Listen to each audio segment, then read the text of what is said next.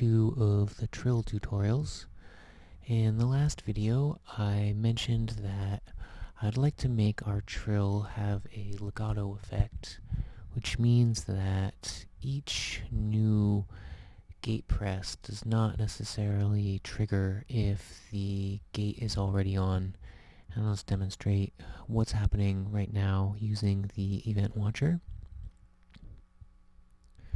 And if you don't have Event Watcher, you can get it from the user library. It's by Chris List, and you can find it just by searching for Event Watcher.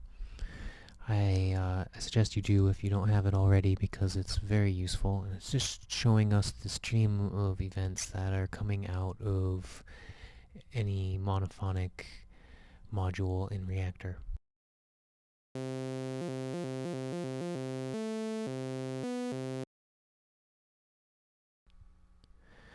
So you can see that every time I press a new note, even if there's something already playing, that we're getting a new gate. So to change that, let's go into our Trill macro. Alright, so our gate events are coming out of this merge module here. And all of the positive gate events are coming out of the top half of our separator. And all of the gate off events are coming from this macro up here. So we want to filter out the extra events coming from the separator module. So what I'm going to do is compare the last event to the gate module to 0 and store the greater than output in a value module. And then when we get a new gate event, we trigger the last existing gate value using the order module. So we're going to use the 2 output of the order module, since it becomes before the separator module, which is triggered by the 3 output. And we will use the value to control the position of a M-to-1 router. And we're going to send the output of the separator to the 0 input of the router. And make sure you set that to mono. And I just want to mention too that although the 1 input to the router seems superfluous, you actually really do need it. And the reason is that the value being sent to the position input of the router will either be clipped or wrapped, depending on which option we have set in the properties over here. However, if the only available input is input 0, then no matter what we send to the position input, it'll be either clipped or wrapped to also be equal to 0. So adding the extra 1 input to the router changes that.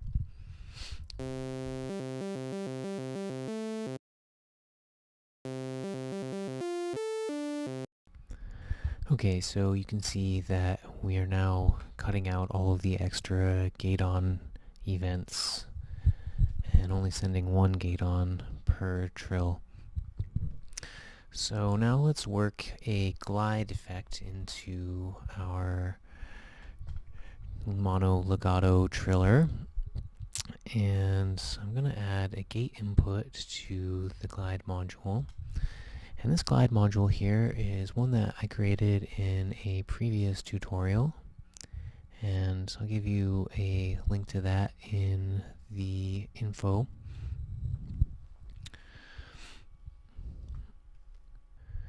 So this glide effect was built with a pretty specific function in mind. It was a part of a step sequencer using a event table to hold values for the sequence.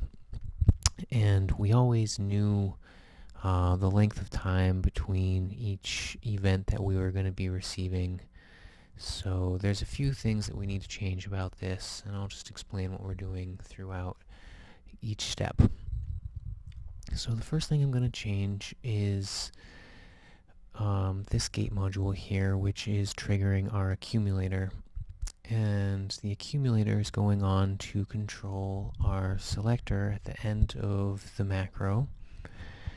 And basically what it's doing is telling our glider not to glide on the first event of a sequence, in this instance a trill.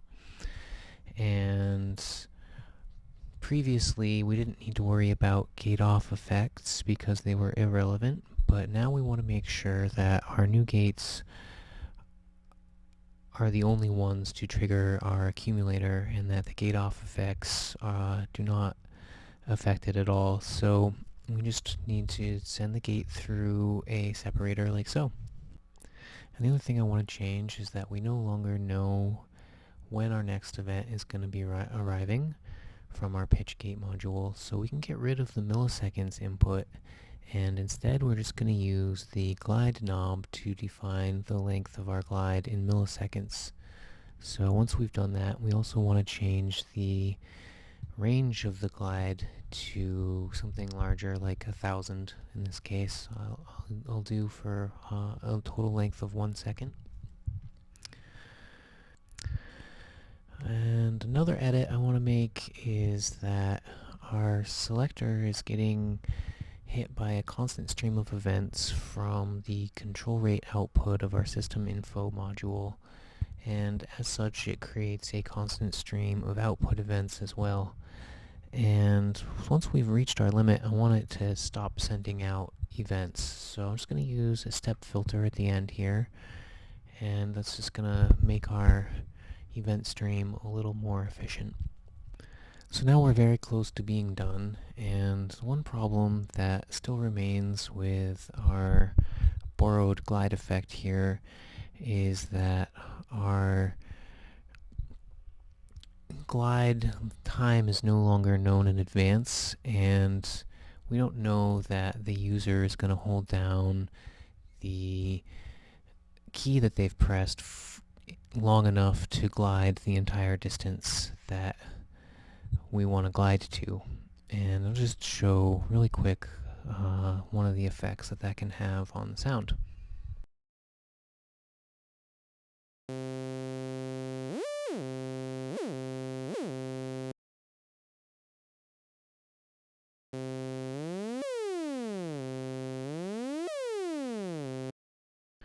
Alright, so basically what's happening there is if I press a new note and we start gliding towards it, then I release that note before we've gotten all the way there, the glider will jump all the way to the note that was just released and start gliding back down to the original note.